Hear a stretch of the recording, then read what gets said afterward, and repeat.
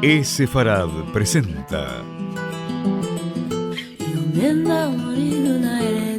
Magazine Sefaradí.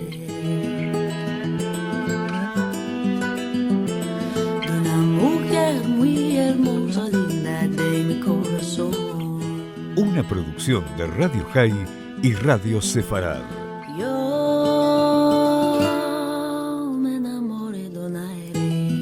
Con la conducción de Marcelo Benveniste. Linda de mi corazón.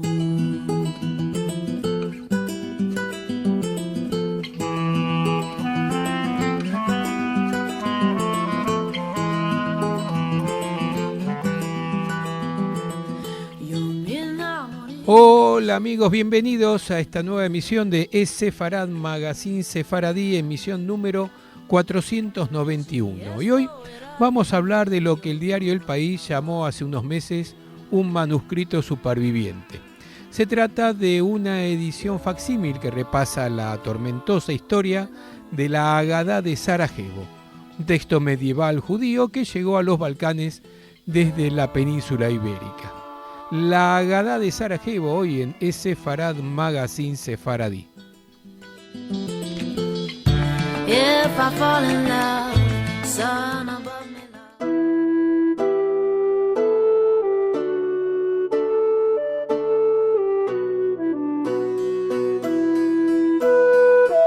Si pudiese asomarse a nuestro tiempo, probablemente se arrepentiría de no haberla fechado y datado. Pero para el desconocido autor en un desconocido lugar de la península ibérica, posiblemente Barcelona, en la Edad Media, la Agadá de Sarajevo era una copia manuscrita de un texto religioso judío que nunca llevaba colofón. Hoy su excepcionalidad, la belleza de sus ilustraciones, la información que proporciona sobre la vida de los judíos de la época y sobre todo su supervivencia a la Inquisición, la ocupación nazi y la guerra de Bosnia, lo han acabado convirtiendo en uno de esos libros cuya importancia trasciende a su contenido, como muestra una reciente y cuidada edición facsímil editada en Sarajevo por el museo que la expone, el Museo Nacional de Bosnia. Si la crisis del coronavirus no se lleva por delante del proyecto, dentro de unos meses habrá versiones en francés y español que se sumarán a las actuales en bosnio e inglés, que van acompañadas de un análisis histórico y artístico. Una Agadá es un texto ilustrado que leen las familias judías en el Seder, en la cena de la Pascua judía, en la cena más importante que se celebra esos días.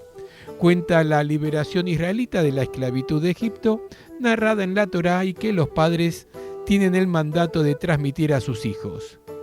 Veigata levinja, y se lo dirás a tu hijo. Así dice el mandamiento bíblico con el verbo de la misma raíz que la palabra Agadá. Hoy, en cualquier comunidad judía se pueden encontrar infinidad de ediciones económicas y versiones para niños o traducidas a otra lengua junto al hebreo de Agadot. Pero en el siglo XIV, las Agadot manuscritas eran una muestra de estatus social y una prueba de la especial relación histórica del pueblo judío con la palabra escrita. Como en la obra cumbre del premio Nobel Ivo Andrić, El puente sobre el río Drina, que repasa siglos de historia de la región a través de un puente en la ciudad de Visegrado, la Agadá de Sarajevo ha sido a la vez testigo e hilo conductor de las historias tanto sefaradí como bosnia. Eso sí, con agujeros temporales, siglos enteros que han alimentado todo tipo de conjeturas por la ausencia de documentación sobre dónde se encontraba. Alexandra Buncic, experta en cultura material judía medieval e investigadora del Comité de Estudios Medievales de la Universidad de Harvard, nos dice que, a diferencia de otros manuscritos medievales, las Agadot no contenían colofón, esa página con la información del lugar y fecha de producción, o en el mejor de los casos, los nombres de quien hizo el encargo, el escriba y el ilustrador. Además, solo unos pocos talleres de producción de libros en la España medieval estaban identificados y esta falta de información deja un camino muy estrecho para alcanzar conclusiones concluyentes sobre la fecha y el lugar de producción de la Agadá de Sarajevo. Lo que se sabe con certeza es que fue efectuada en el Reino de Aragón, probablemente en Barcelona en los siglos XIII o XIV. La opción más plausible es en torno al año 1350, cuando la ilustración manuscrita estaba entonces en su apogeo en la península ibérica, tal cual nos dice Ana Marich, jefa del Departamento de Arqueología del museo. Es una conclusión del análisis de la iconografía, los contenidos y una página con 3 escudos, en la que el superior tiene los famosos 4 palos de gules sobre fondo dorado.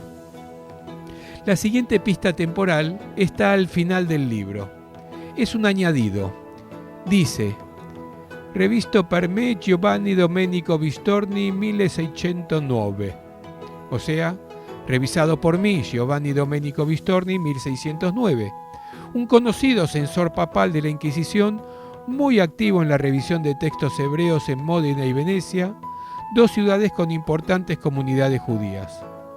La conclusión lógica es que el libro llegó a Italia de manos de algunos de los judíos que fueron expulsados de la península ibérica a fines del siglo XV. Tras la revisión del censor, 3 siglos de silencio absoluto en los que caben muchas hipótesis. La más bonita es que un joven sefaradí bosnio fue a la Universidad de Padova, en la que los judíos tenían permitido estudiar medicina, conoció a una judía local y recibió la Agadá como regalo de boda. La principal base es una ilustración de una pareja que fue añadida en Italia. Pero no era difícil que el libro acabase en los Balcanes y probablemente tuvo más que ver con el trabajo que con el amor. Los sefaradíes eran muy activos en el comercio marítimo y uno de los principales centros portuarios era Dubrovnik, hoy en Croacia y entonces en la República de Ragusa, que había estado bajo control de Venecia. La siguiente referencia data ya de 1894 y es del Museo Nacional, inaugurado pocos años antes bajo los auspicios del Imperio Austrohúngaro, que entonces controlaba Bosnia. Es el documento de compra de la Agadá a Yosef Cohen, un joven judío pobre que necesitaba dinero tras el fallecimiento de su padre. Cohen cuenta en una carta que pertenecía a su familia desde generaciones y pidió una copa facsímil para poder usarla en Pesaj, dado el respeto que sentía su padre por el libro. Años más tarde, trataría sin éxito de recomprarlo. Ahí empezaron los análisis académicos y el consenso de que se trataba de una obra extraordinaria. Algunos de los episodios, como el sacrificio de Isaac, la escalera de Jacob o el arca de Noé, contienen interpretaciones visuales innovadoras del texto bíblico sin paralelo en el arte de ese período. Fue también el único momento desde la Inquisición en que abandonó Bosnia. Durante unos años fue analizada por estudiosos en Viena, entonces capital del Imperio Austrohúngaro. Siguieron 2 guerras mundiales y ya en los 90 las de desintegración de Yugoslavia. Pero la Agadá nunca volvió a saltar de frontera. El representante de la comunidad judía de Bosnia, Jakov Finci, dice que la Agadá se ha vuelto una leyenda de la historia de la ciudad. Siempre ha sobrevivido y mientras esté en la ciudad estará a salvo. Muchos habitantes de Sarajevo no judíos reconocen al libro como propio. Dicen que es como el ave fénix que se levanta tras cada tragedia. El episodio más conocido y sobre el que existen más versiones tuvo lugar en 1942, con Sarajevo ocupada por las fuerzas del Eje. Hay constancia de que un general nazi se desplazó al museo y tras una charla de cortesía exigió al director que le entregase la Agadá. La versión de los hechos más famosa, novelada por Geraldine Brooks en Los Guardianes del Libro, es que el entonces director le respondió que era imposible porque se lo había dado esa misma mañana a otro oficial nazi. ¿A quién?, le preguntó el general. No lo sé, no me pareció apropiado pedirle su nombre, respondió el director. La realidad parece tener otro nombre propio, Dervin Korkut, entonces comisario del museo, que escondió el libro entre su ropa al saber que venía el general. Fue su idea y convenció al director. Eran buenos amigos y no confiaban en el resto de quienes trabajan allí, explica Hikmet Karsich, autor de una biografía de Korkut publicada el pasado enero e investigador sobre el genocidio del Instituto de Tradición Islámica de los Bosníacos en Sarajevo. En esos meses, el musulmán Korkut también ocultó en su casa a un joven sefaradí cuyos padres habían sido enviados a un campo de concentración. Logró para ella documentos falsos que le permitieron escapar de la ciudad. Por ello, él y su mujer, Servet, tienen hoy en el Yad Vashem el título de los justos entre las naciones. Ya en 1920 había criticado al Ministerio del Interior por medidas antisemitas y en 1940 ha publicado un artículo contra el antisemitismo. Un año después, un amigo judío le dio manuscritos judíos que catalogó mal a propósito para salvarlos y firmó una resolución contra los Ustaša, los aliados croatas de los nazis, que asesinaron a decenas de miles de serbios, gitanos, judíos y opositores, de los que ya hemos hablado en otros programas de Magazine Sefaradí. La mujer de Korkut y algunos de sus amigos han relatado que éste entregó luego el libro a un imán que lo escondió un tiempo en una aldea remota.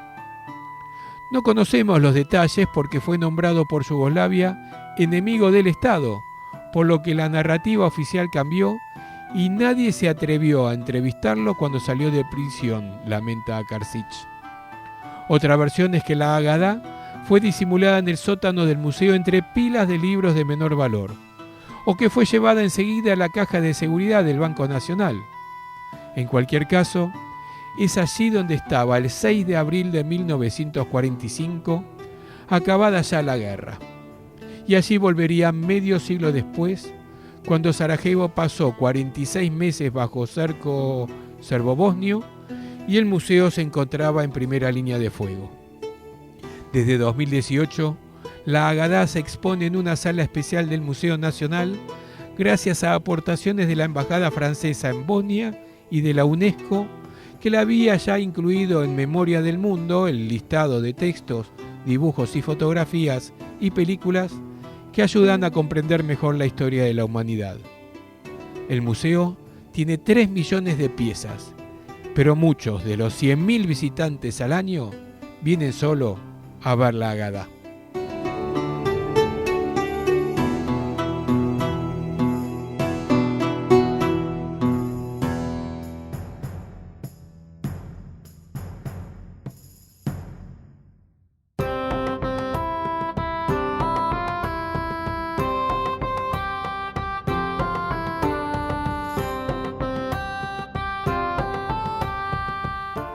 ¿Quién no conoce el nombre de España en hebreo? Sefarad, claro. Remite a un pasado multicultural que cada vez genera mayor interés, como prueban las visitas a la red de juderías y la apertura de un museo judío en Cuéllar y otro museo en Lucena. Hoy, la palabra da nombre a millones de judíos, los sefaradíes, descendientes de los expulsados en 1492, muchos de los cuales optaron por la nacionalidad española.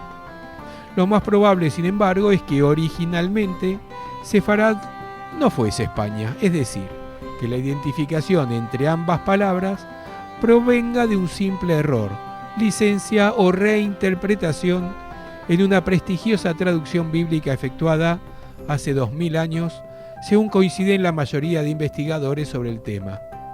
Con el paso de los siglos, el cambio ha acabado convertido en una realidad sin vuelta atrás. Sefarad es lo que los lingüistas llaman un apax legómenon, una palabra que solo aparece una vez en una lengua, autor o texto. En este caso, en la Biblia. Lo hace en Abdías, una profecía sobre un castigo divino que conforma el libro más breve del Antiguo Testamento. Está escrito en hebreo en torno del siglo VI antes de la Era Común y contiene la siguiente frase: la multitud de los deportados de Israel ocupará Canaán hasta Sarepta, y los deportados de Jerusalén, que están en Sefarad, ocuparán las ciudades del Negev. La única pista, pues, es que un grupo de judíos había sido expulsado en el período neobabilónico a un lugar llamado Sefarad, cuya ubicación no especifica. Era una práctica habitual en los reinos orientales, tras una victoria militar, deportar no a toda la población, pero sí a las élites. Así recuerda José Ramón Ayazo, profesor de Historia de Israel y del pueblo judío en la Universidad de Granada. Siglo después, en el primero de la Era Común, y por motivos sobre los que los investigadores no se ponen de acuerdo, la palabra Sefarad fue traducida como Aspamia, uno de los nombres que los judíos daban entonces a la península ibérica. Esto se produce en el Targum Yonatán, la traducción al arameo de una parte de la Torá. Ahí empezó todo. El Targum Yonatán era como el texto canónico y lo utilizaba la diáspora judía. Esto lo dice Ricardo Muñoz Soya, profesor del hebraísmo hispánico en la Universidad de Salamanca.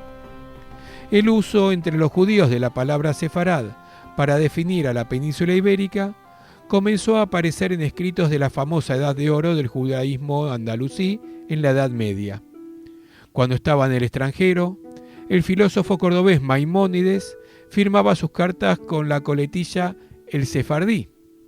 No obstante, el uso masivo del término como elemento identitario no se produjo sino hasta la expulsión de los judíos en el siglo XV, tal como lo explica la novelista y especialista en estudios sefaradíes del CSIC, Paloma Díaz Mas. Sefarad es un término polisémico que va evolucionando con el tiempo, adaptándose a realidades políticas y geográficas cambiantes. Según el momento, se ha empleado como equivalente hebraico de Al-Ándalus y también de Hispania, o bien de toda la península y más modernamente de España. Esto lo dice Javier Castaño, investigador de historias judías del CSIC y director de la revista Sefarad entre los años 2006 y 2015. ¿Pero qué llevó al traductor a identificar Sefarad con España? Díaz Mas cree que no se trata de un error, sino de una adaptación voluntaria como las que experimentaron otros términos de la Biblia. Usa la palabra para reflejar el extremo del mundo conocido, el lugar más lejano de Jerusalén, y eso era entonces la península ibérica. Una idea en la que abunda también Ayazo, que dice: es absolutamente imposible que Sefarad fuese España, porque en el siglo VI antes de la Era Común, los imperios de la zona no deportaban más lejos que el Mediterráneo oriental o del Próximo Oriente. Lo que pasa es que, cuando ya existe el Imperio Romano, el traductor piensa: ¿dónde sería lo más lejos para mandar a un deportado? Pues lo que se creía en aquella época, la península ibérica.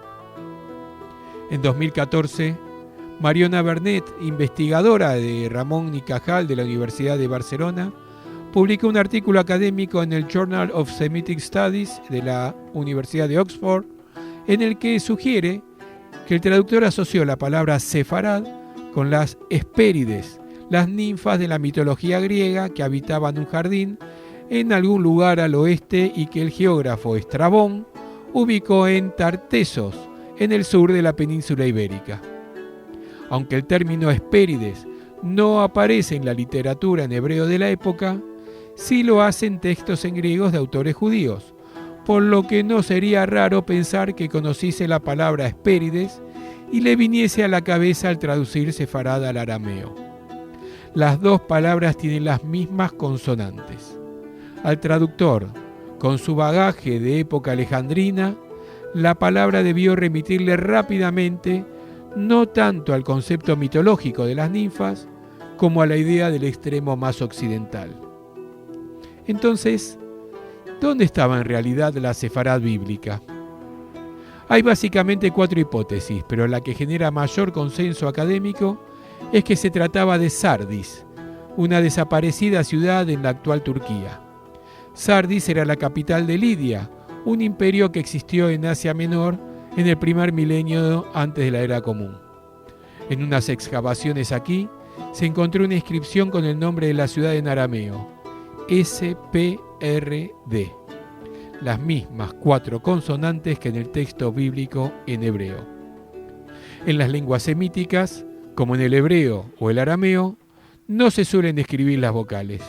Además, se han encontrado allí restos de una gran sinagoga del siglo II, lo que podría indicar la llegada de judíos a la zona siglos antes. Otras hipótesis sitúan Sefarad en lo que hoy es Libia o también en el extinto imperio asiático de Media.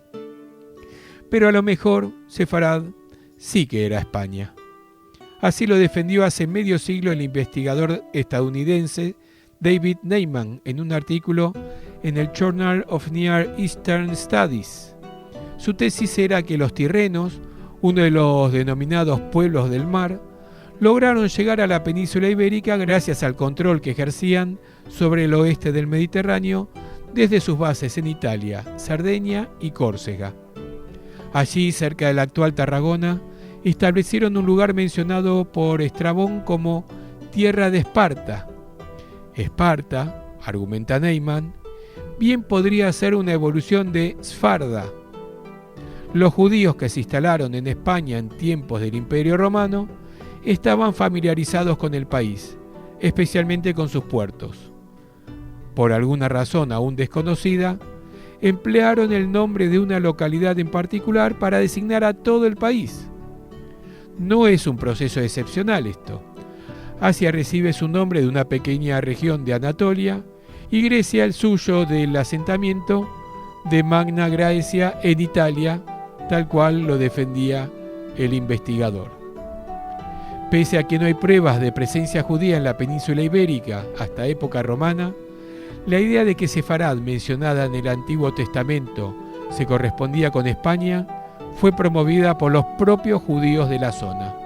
Primero, como signo de distinción y para independizarse de Babilonia, otro gran centro de pensamiento hebreo de la época. Insistían en la idea de que procedían de Jerusalén, de la casa del rey David y que por lo tanto de los estratos más altos, con una mayor cultura. Luego, en los tiempos de persecución previos a la expulsión, lo harían para tratar de salvar la vida. El argumento era que, dado que sus descendientes ya residían en la península ibérica antes del nacimiento de Jesús, no podían ser culpados de que éste fue condenado a morir en la cruz, acusación colectiva que persiguió a los judíos hasta el Concilio Vaticano II, entre los años 1962-65, tal cual lo recuerda Muñoz Soya.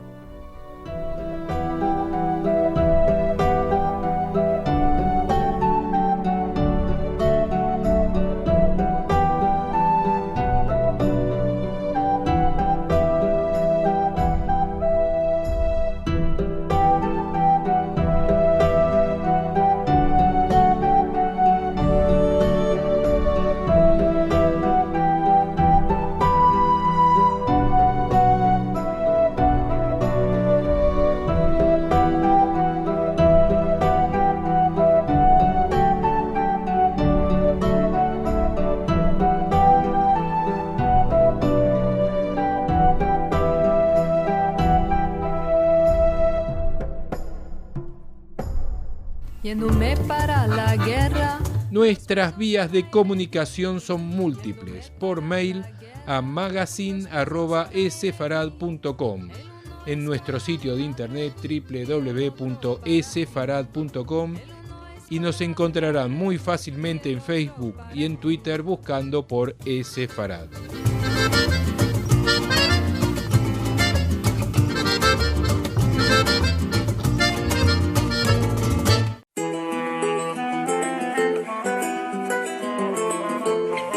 Agenda Sefaradí.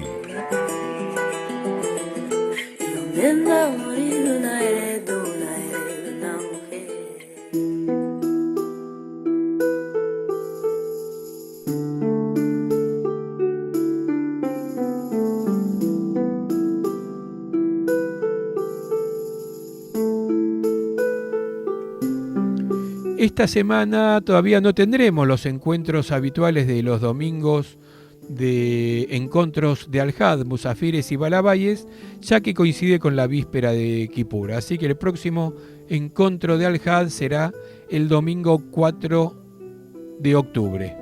Lo que sí continúa es el ciclo de encuentros virtuales de cada jueves de Raíces de Sefarad 2020 online, donde nos visitará virtualmente en vivo el próximo día 1 de octubre Sofi Bejarano de Goldberg, la escritora, autora de las novelas Luna de Estambul y El Jardín del Mar, que tiene mucho para contarnos acerca de la importancia de rescatar las historias familiares. Realmente será un encuentro maravilloso con Sofi Bejarano. El acceso es en vivo por el canal de YouTube de E-Sefarad y la página de Facebook del Centro Cultural Sefarad. De todas formas, ya saben todas las direcciones, toda la información, los horarios de Argentina y de cada una de las ciudades lo van a encontrar en nuestro portal en esefarad.com y por supuesto también está agendado en todas las redes sociales. Va a estar realmente imperdible.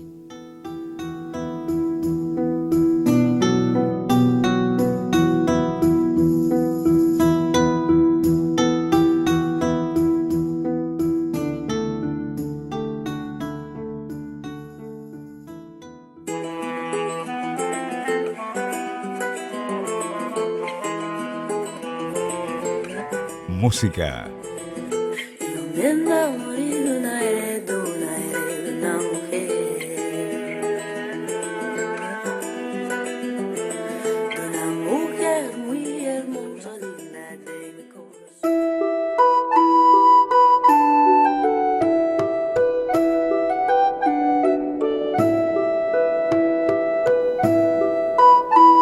Y ahora nos vamos. Mi nombre es Marcelo Benveniste. Los espero como siempre para nuestra próxima edición de E-Sefarad Magazine Sefaradí la semana que viene, a lo largo de todo el viernes, en la programación de radiosefarad.com y los domingos a las 6 de la tarde, hora de Argentina, por Radio High.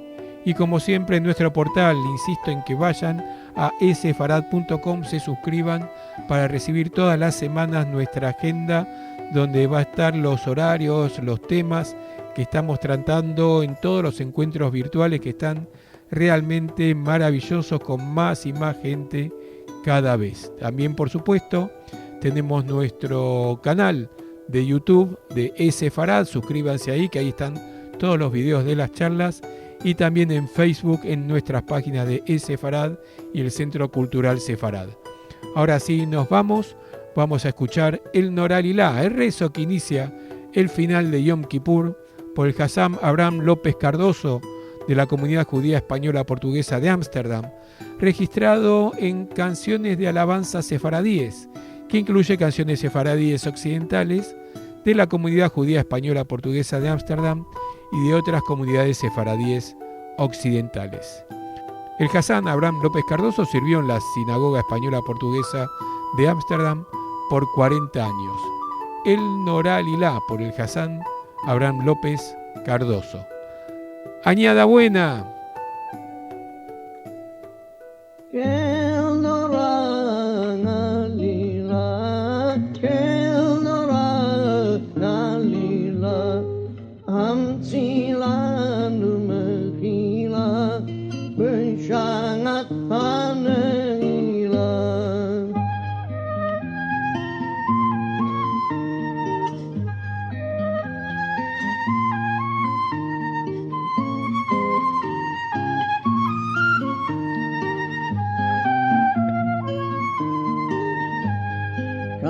Shemang ebyanecha, am chalim panecha, abinu le